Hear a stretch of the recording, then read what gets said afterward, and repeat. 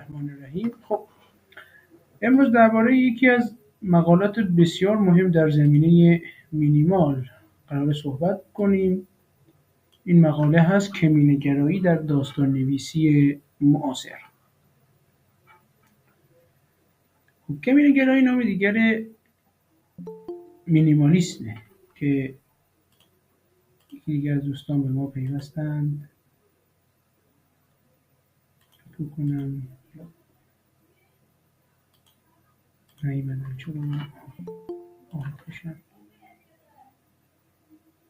من رو کل میزنم اما باز اخطار میده نمیدونم چرا.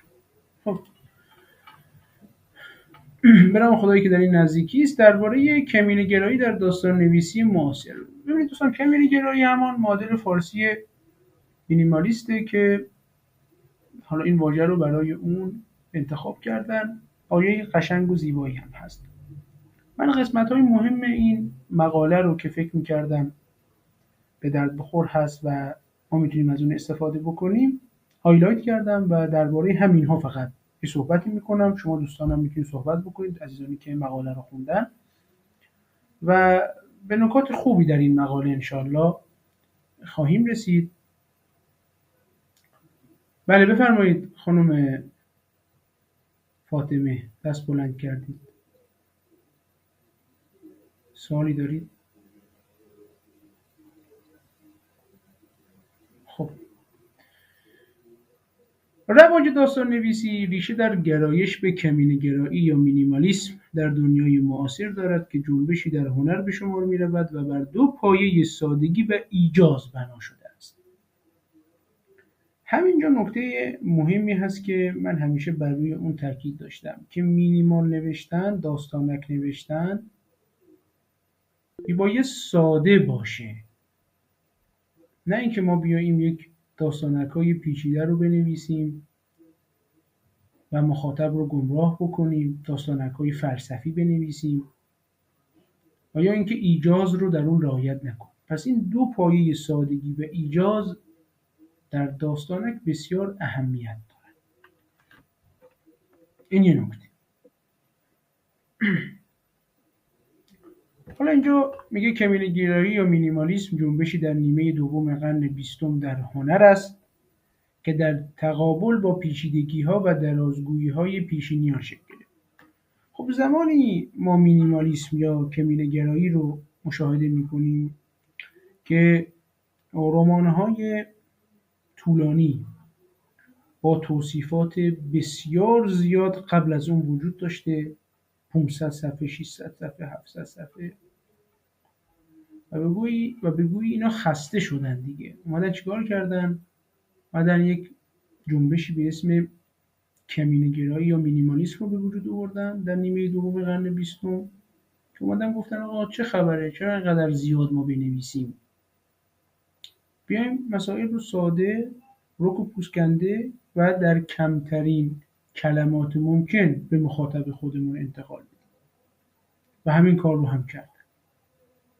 بنابراین بدونیم که ریشه مینیمالیسم یا کمینه‌گرایی از کجا میاد در نیمه دوم قرن 20.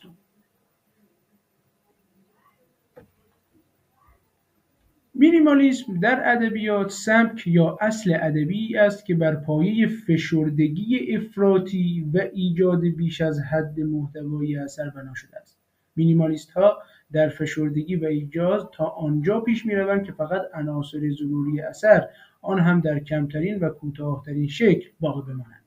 آنان معتقدند که موفقیت داستان‌ها به طولانی بودن آنها نیست، بلکه می‌توان با حفظ اصول فنی و ساختار یک قصه با کمترین دیالوگ و حذف لفاظی‌های رایج با زبانی ساده و عاری از پرگویی داستانی شگرف آفرید. این پاراگراف تقریبا داره فلسفه مینیمالیسم در ادبیات رو برای ما بازگو میکنه که اینا اومدن در کمترین تعداد کلمات داستانک هایی رو خلق کردن که این داستانک ها پیام مهمی رو به مخاطب خودشون القا میکنه و از اون لفاظی ها و اون توصیفات و اون شخصیت پردازی های عجیب و غریب فاصله میگیرن. در کمترین تعداد کلمات بیشترین حرف ممکن را زدن. خب ببینید در گذشته هم، حالا اینجا اشاره به همین نکته میکنه، در گذشته هم ما این کمینه‌گرایی رو مشاهده میکردیم، به ویژه در ادبیات فارسی خودمون. در چی؟ در حکایت‌های سعدی مثلا، که می‌بینیم حکایت‌ها خب 4-5 خط دارن، حکایت‌های سعدی، و حداقل این نکته ایجاز رو رعایت کردن و در این حال ساده هم هستن. یا مثلا قالب‌های رباعی و دوبیتی هم از این ویژگی، یعنی ایجاز و حالا بعضی از اونها سادگی، پیروی میکردن. بنابراین ما میتونیم بگیم که این آقا ریشه مینیمال، کمینه‌گرایی، در ادبیات کهن فارسی وجود داشته. خب در ادبیات معاصر کمینه‌گرایی رو در چی میبینیم؟ حالا اسمایی داره، در شعر لحظه میبینیم، در طرح میبینیم، در کاری کلماتور میبینیم و در داستانک، که مهمترینش هم داستانکه. حالا در هایکوش در ژاپن، حالا سبکای شعری هستش که در ادبیات مشرق رواج داره، کار نداریم، ولی خلاصه میخوایم بگیم که در ادبیات معاصر هم این کمینه‌گرایی رو مشاهده میکنیم که اوجش میشه داستانک. خب کاری کلماتور، طرح داستان، شعر لحظه یا هایکو، اینها میدونیم که اینا هم از این روش، از این اسلوب پیروی میکنن، ولی خب اوج کار در داستانک نمود پیدا میکنه. یعنی اگر بخواهیم کمینه‌گرایی ادبیات امروز رو نشون بدیم، حتما داستانک رو مثال میزنیم.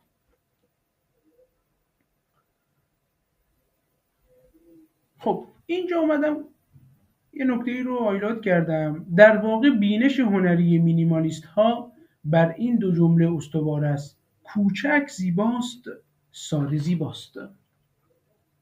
ببینید اشاره دارن بر کمگویی، بر ساده‌گویی، و اصل کار همینه. پس اگر من یک داستانک میخونم که باید 10 بار اون داستانک رو بخونم تا بفهمم چیه، اون اصول رو زیر پا گذاشته. شاید داستانکی قشنگی باشه، حرف خوبی داشته باشه، حرف زیبایی داشته باشه، درونمایه عالی داشته باشه، کار ندارم. ما دو اصل داریم در مینیمال. یکی از دوستان پیوست به ما دو اصل داریم در مینیمال و این دو اصل رو ما باید رعایت بکنیم. یکی اینکه آقا حجم کم باشه، دیگری اینکه ساده باشه. پس ما اگر یک داستانکی دیدیم که پیچیده بود، میتونیم این نقد رو بر اون وارد کنیم که شما یکی از اصلهای کمینه‌گرایی رو زیر پا گذاشتی و اون هم اینکه ساده نبوده. عبارت کم زیاده است که نخستین بار آن را رابرت براونینگ، حالا اگر اسمش رو درست گفته باشم، نویسنده انگلیسی در قرن 19 هم به کار برده است، شعار اصلی کمینه‌گراهاست. کم زیاد است، شعار اصلیشونه که تعبیر کاملتر آن در فرهنگ ما وجود دارد: خیر الکلام ما قل و دل. یعنی بهترین سخن آن چیزی است که کم باشد و راهنمایی کننده باشد. یعنی چی؟ یعنی این کمینه‌گرایی، این مینیمالیست، این جنبش مینیمالیست هم در ادبیات عربی وجود داشته، هم در ادبیات فارسی. از خودمونه اصلا که اونها حالا اومدن این جنبش رو راه انداختن. کلا ادبیات غرب با کلمات خوب بلده بازی بکنه، یه حمایت گسترده‌ای هم از اونها میشه و خیلی از این جنبش‌ها رو به اسم خودشون زدن، از جمله همین مینیمالیسم. در صورتی که ما در ادبیات فارسی و عربی بسیار زیاد داریم همون حکایت‌ها، رباعی، دوبیتی. اینا پس چی هم؟ دقت کردید؟ بنابراین این شعارشونه: کم زیاد است.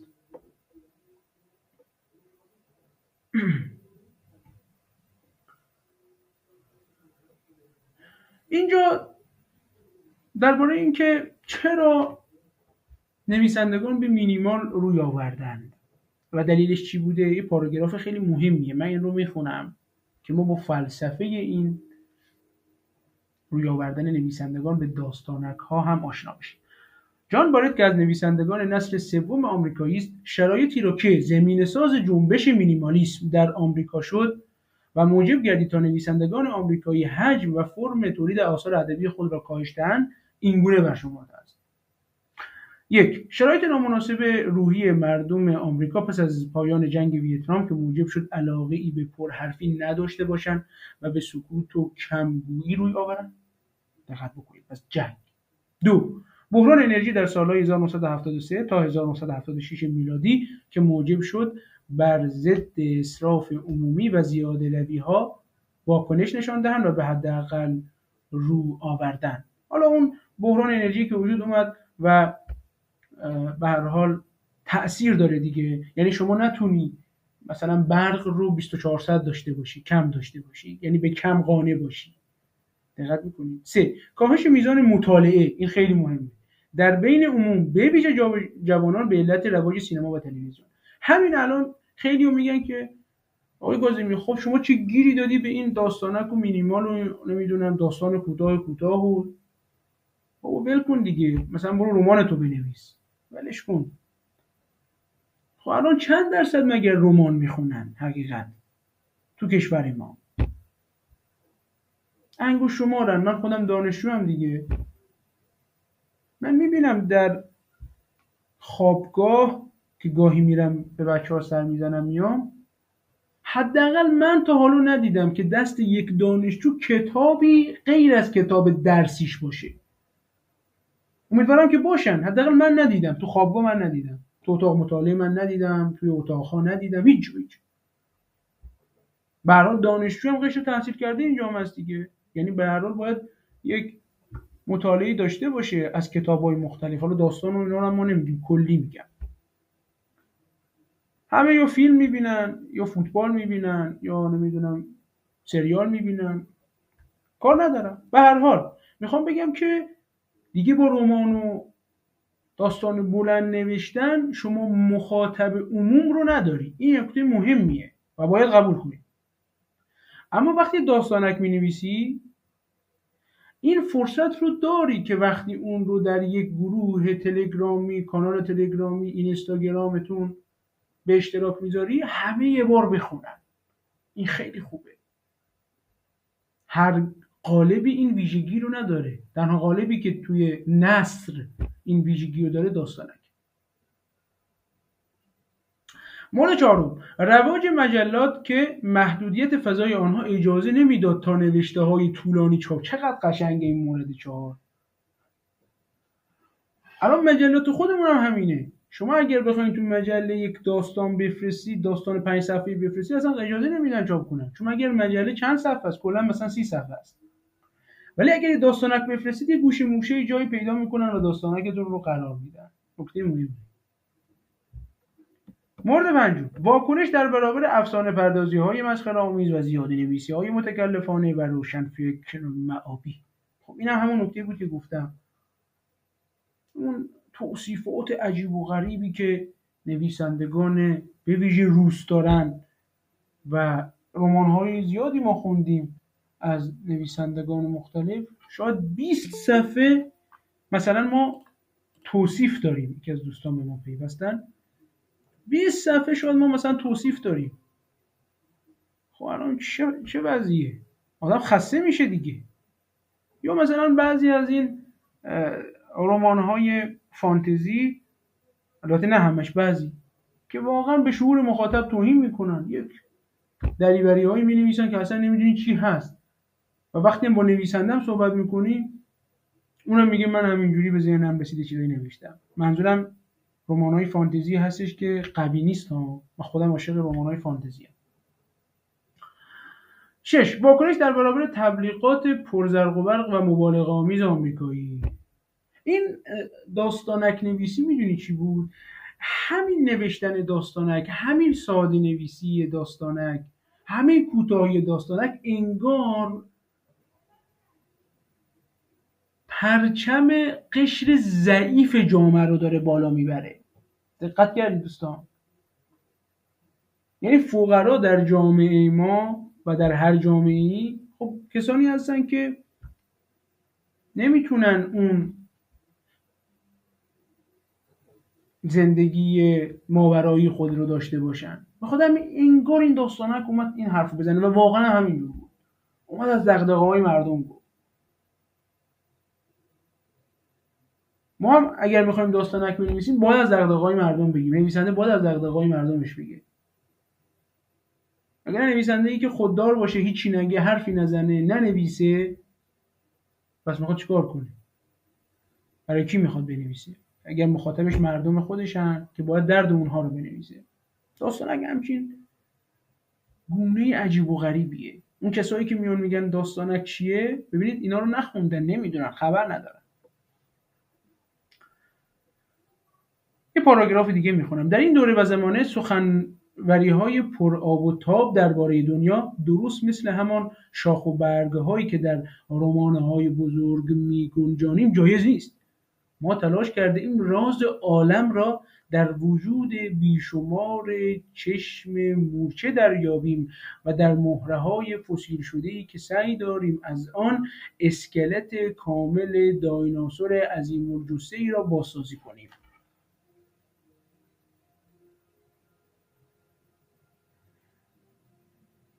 خیلی اینجا داره یه توصیف زیبایی استفاده میکنه.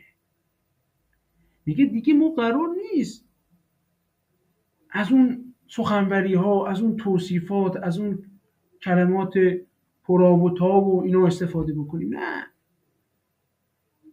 ما اومدیم از یه ذره جهان نشون بدیم، از 3 خط یک رمان نشون بدیم. این هنره یک داستانک نویسه، یک مینیمال نویسه.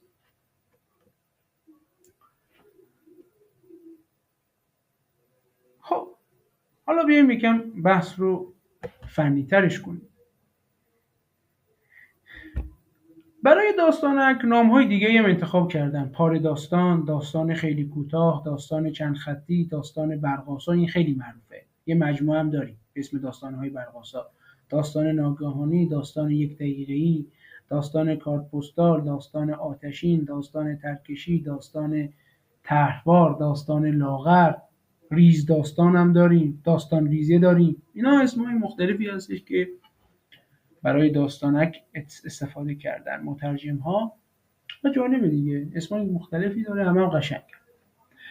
از میان نویسندگانی نویسندگانی همچون کارور، وولف، حالا این آنویتی رو کار ندارم، سوزان مینوت، اینها نویسنده هایی هستن که در زمینه مینیمال جزء سرآمدا هستن و اگر کسی بخواد داستانک های موفق رو بخونه حتما این افراد تو ذهنش باشن.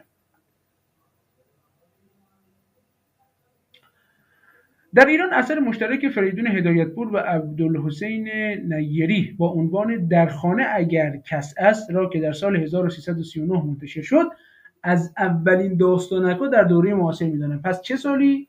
1339، نزدیک به 63-4 سال پیش میشه.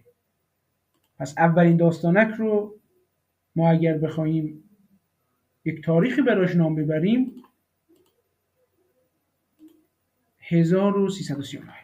به ویژه داستان‌های دختر همسایه و دکان سنگکی از هدایت عزیز، هدایتپور و داستان‌های فکرم صادق هدایت و داستان‌های مژدگانی و دائم الخمر از نیری از نمونه‌های موفق مینیمال در ایران به شمار میان. حالا اینها کسایی بودن که جز اولین نفرها بودن که مینیمال رو به کار بردن.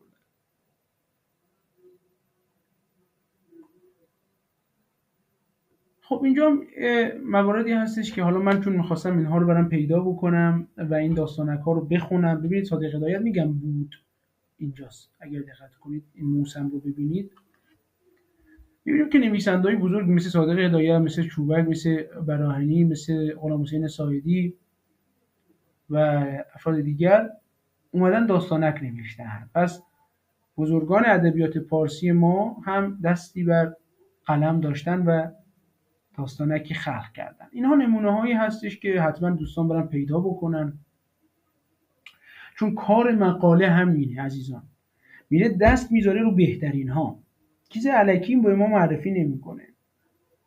اینا رو حتما برید سرچ بکنید، پیدا میشه حتما. داستانک‌ها رو بخونید، خیلی خوبه. و اما ویژگی‌های داستان‌های کمینه‌گر، از بهترین قسمت‌های این مقاله همینه. به نظر من یکی از موفق‌ترین داستان‌هایی که در زمینه مینیمال داستانک نوشته شده همین مقاله است. بسیار مقاله مفیدیه. من ندیدم همچین مقاله‌ای تا الان.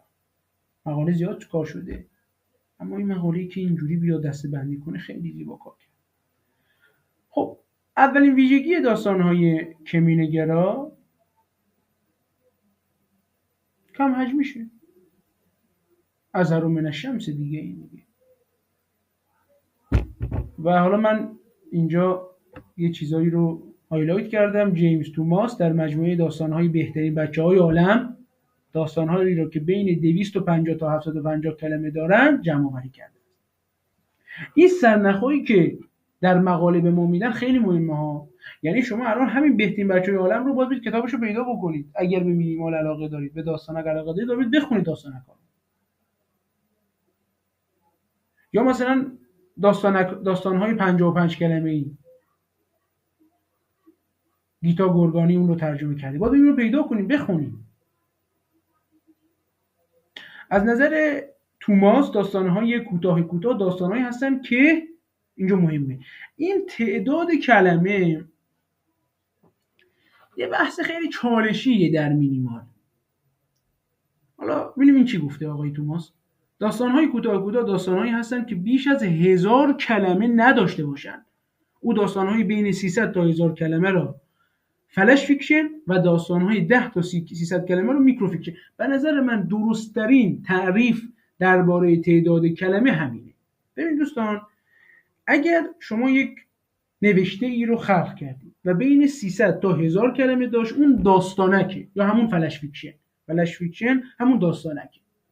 اگر یک داستانکی رو خلق کردید زیر 300 کلمه داشت، اون دیگه میگن میکرو فیکشن، داستانک نیست. داستانک همون فلش فیکشنه. اگر زیر 300 کلمه بود بهش میگن میکرو فیکشن. پس این فرقش رو متوجه بشید، فلش فیکشن و میکرو فیکشن رو.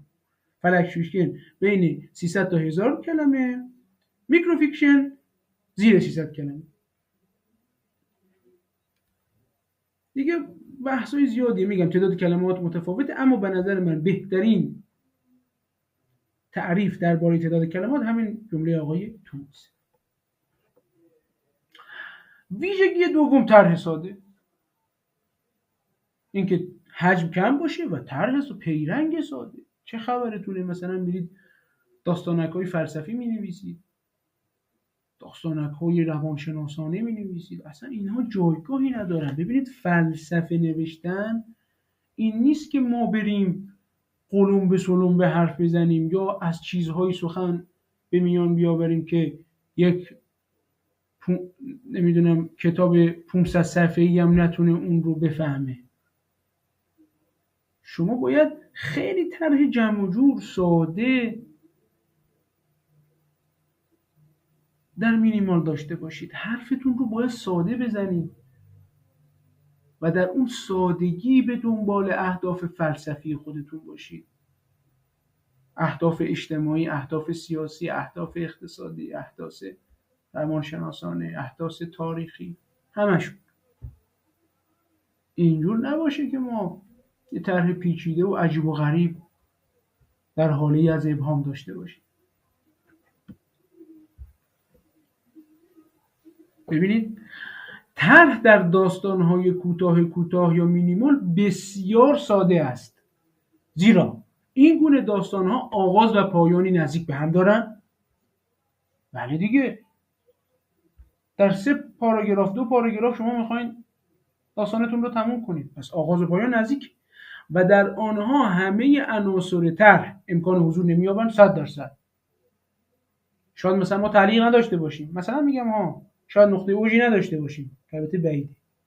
شاید گره افکنی نداشته باشیم. منظورش عناصر طرح، منظورش همون چند عنصر پیرنگ. گاهی اول و گاهی آخر داستان حذف میشه 100%. گاهی تعلیقی شکل نمیگیرد حتما، و یا کش به کشی میان شخصیت‌ها رخ نمیدهد حتما. اگر پیچشی در آنها وجود داشته باشد معمولا در پایان داستان دیده می شود. پایان این گونه داستان‌ها نیز معمولا به صورت باز است تا خواننده با توجه به ذهنیت خود در تکمیل آن مشارکت داشته باشد. بسیار مهم. این قسمت آخر تا خواننده با توجه به ذهنیت خود در تکمیل آن مشارکت داشته باشد یعنی سفیدخوانی مخاطب، یعنی مخاطب خودش بیاد پایان رو خلق بکنه، پایانی برای اون داستانه که شما در نظر بگیره. پس نه این پایان داستانک رو بنویسیم پس ما نتیجه میگیریم، پس فلان میشود، پس فیسال میشود. نه، این کار رو اگر بکنیم بی‌سلیقگی کردیم، کار رو خراب کردیم. که دیگر از دوستان به ما پیوستن. دقت کردید؟ بنابراین ما باید به مخاطبمون احترام بسیار زیادی بذاریم در داستانک. باهوشترین مخاطب ها هم در داستانک ها. چرا؟ چون اونا در 2-3 خط، در 2-3 پاراگراف حرف شما رو میفهمن، تا تهش میرن.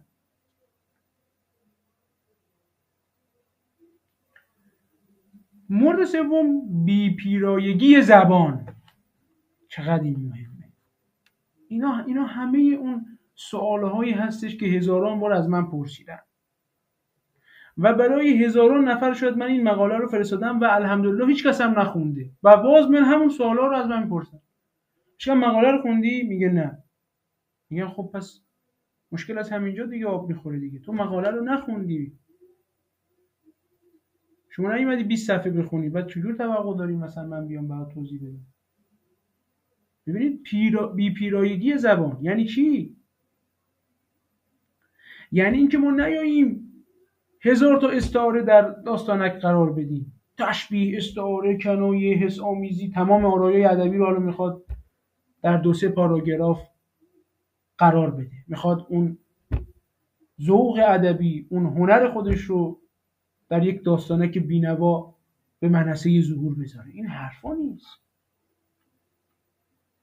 اصلا این کارا رو نباید ما بکنیم در داستانک.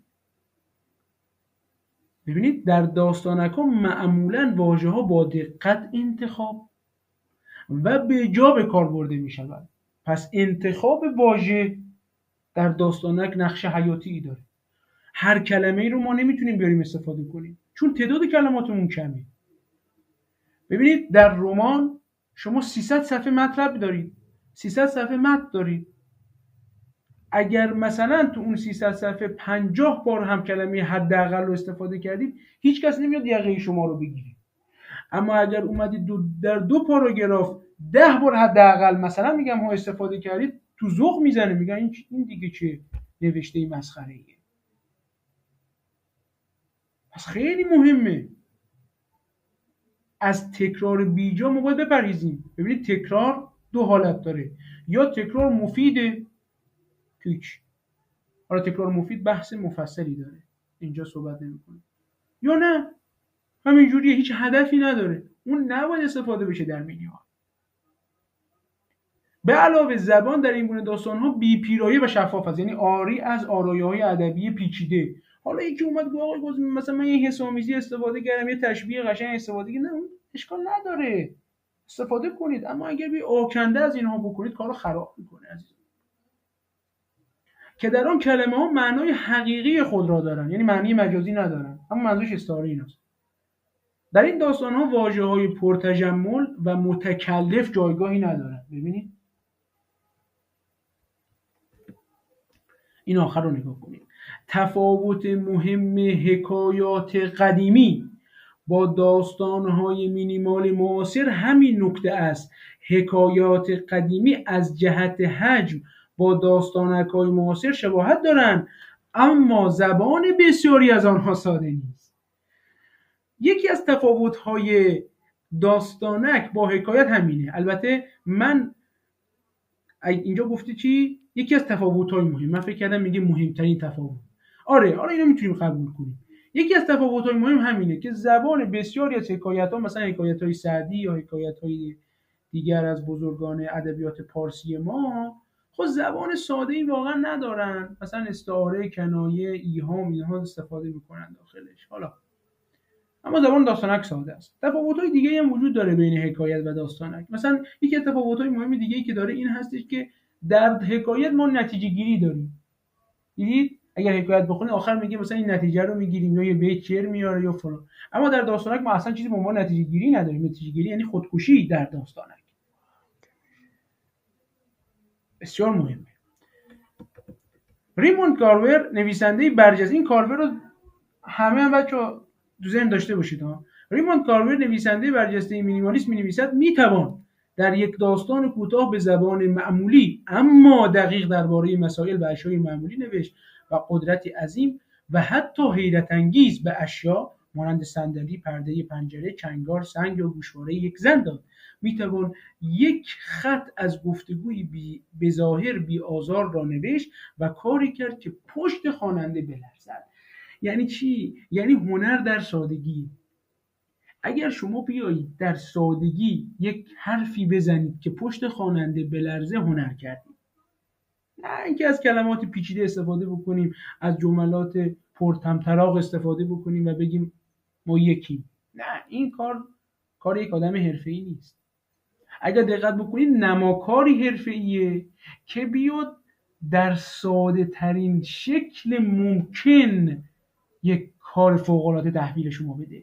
یعنی چی؟ یعنی بگه آقا من نمایی میگیرم با متری 40,000 اما یه کار حرفه‌ای تحویلت میدم، بگیم دمت گرم.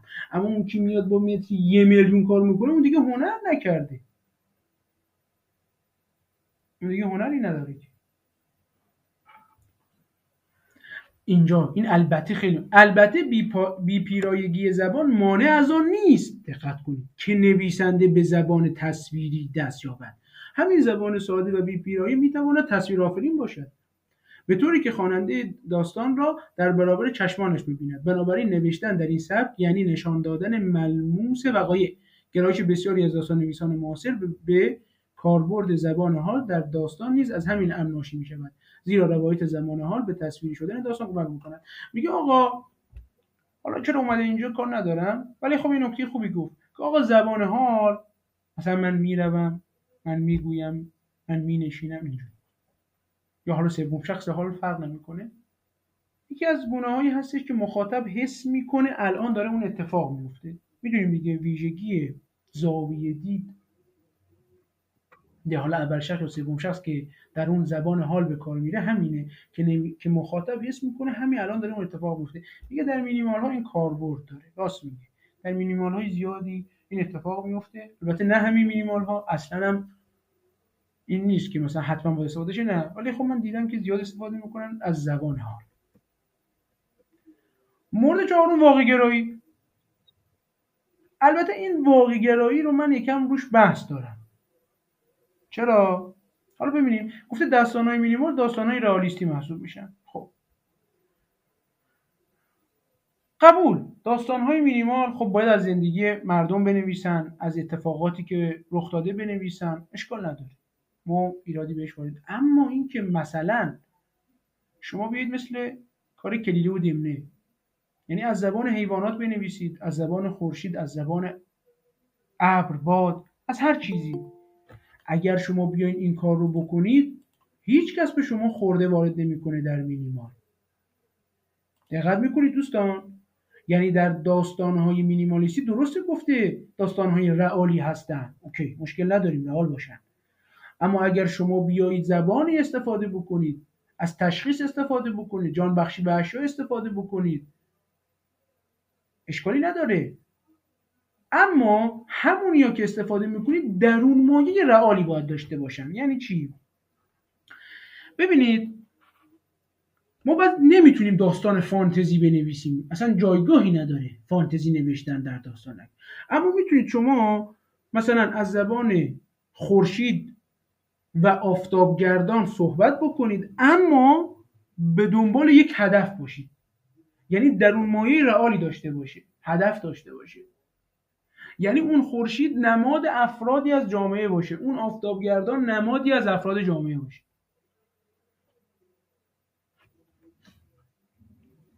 مورد پنجم، محدودیت صحنه پردازی. بسیار مشخصه این. ما مکان و زمان در داستانک خیلی محدودن. بعضی وقتا اصلا ما مکان اصلا نام برده نمیشه، هیچی نمیگیم در مورد مکان، اصلا نه اسمی از جایی میاریم هیچ. یا در اصلا زمانی ما در داستانک بعضی وقتا ممکنه به زبان نیاریم، بعضی وقتا ممکنه استفاده بشه، مشکل نداره.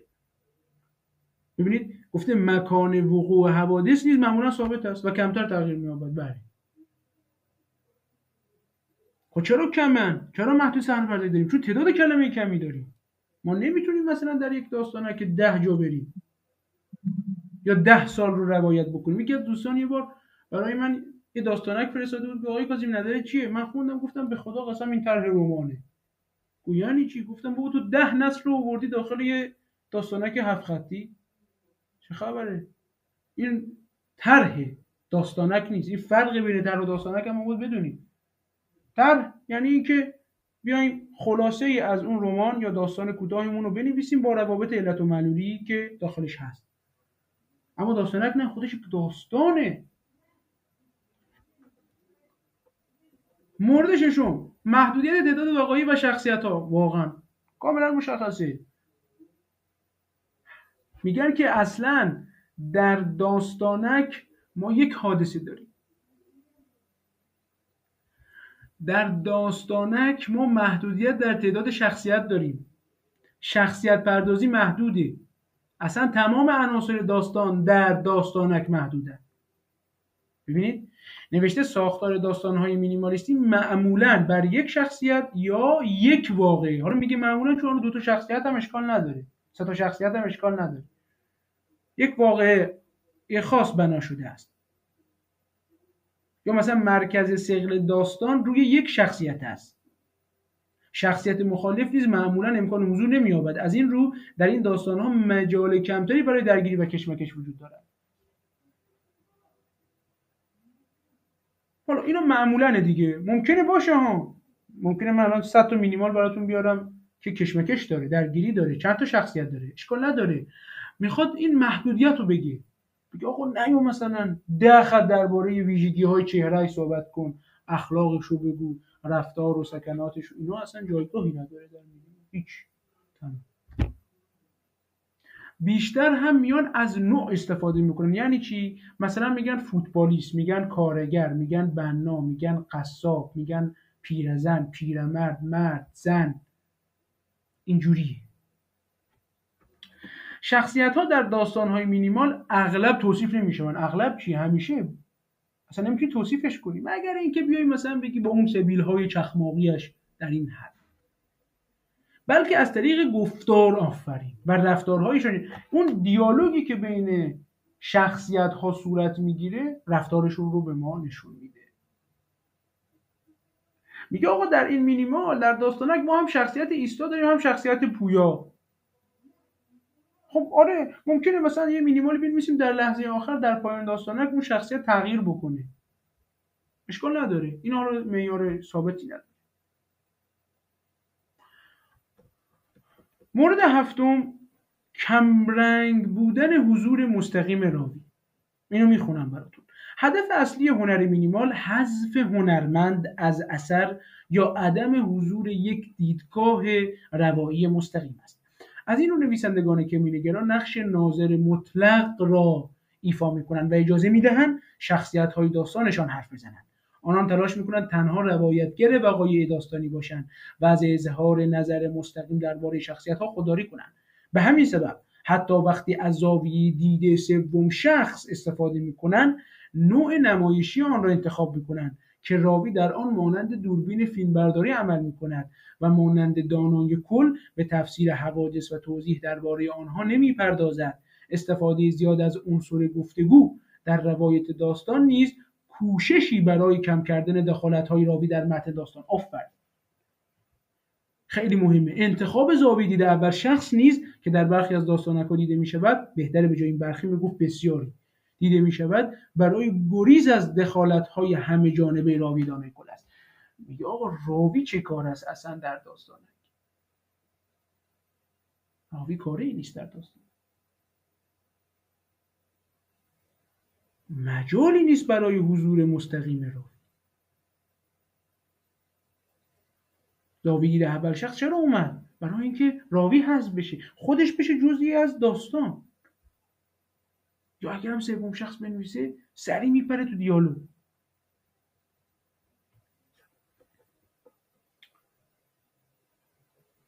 در واقع در زاویه دید اول شخص راوی فقط میتواند برداشت‌های شخصی خود را بیان کند.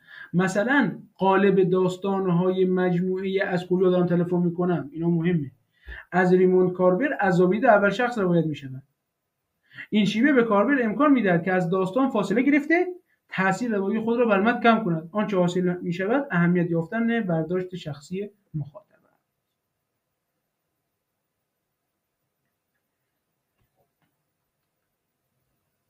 مورد هشتم هم میخونم، من دیگه حرفم رو تموم میکنم، بقیهش بمونه انشالله برای یک زمان دیگه. خیلی وقت گرفت ازمون، ببخشید من سرتونم درد آوردم. و بالاخره مورد آخر، توجه به دغدغه‌های بشری. این دیگه واضحه، مشخصه دوستان. خب در این زمان که انسان‌ها با فضای مجازی درگیرن و در اینستا و تلگرام و اینها چرخ میزنن، ما میتونیم با استفاده از مینیمال به این دغدغه‌های بشری توجه زیادی داشته باشیم، توجه بکنیم. درباره سیاست، درباره اقتصاد، درباره فرهنگ، درباره هنر، درباره زبان، هر چیزی میتونیم تو مینیمال، تو داستانک حرف خودمون رو بزنیم. اینجوری موفق میشیم. داستانک یک گونه به نظر من غیر قابل مقایسه با سایر گونه هاست. ببینید من رمان دوست دارم و می نویسم و می خونم. نمایشنامه دوست دارم، می خونم. سفرنامه هم دوست دارم، هم می خونم، هم می نویسم. اما واقعا داستانک یه چیز دیگه است. اصلا یه چیز عجیب و غریبیه. من تا الان ندیدم کسی بتونه تو متن کم 4-5 خط 10 خط حرفشو بزنه. شما باید یه رمان 400 صفحه بخونید تا بفهمید نویسنده میخواد چی بگه. چرا نتونید تو 10 خط حرفتو بزنید؟ خیلی مهم. خب عزیزان ببخشید، ماشاءالله دوستانم هستن، تشریف دارن، من سرتونم درد آوردم، معذرت میخوام. اگر صحبتی نکته‌ای هست بفرمایید، من در خدمت.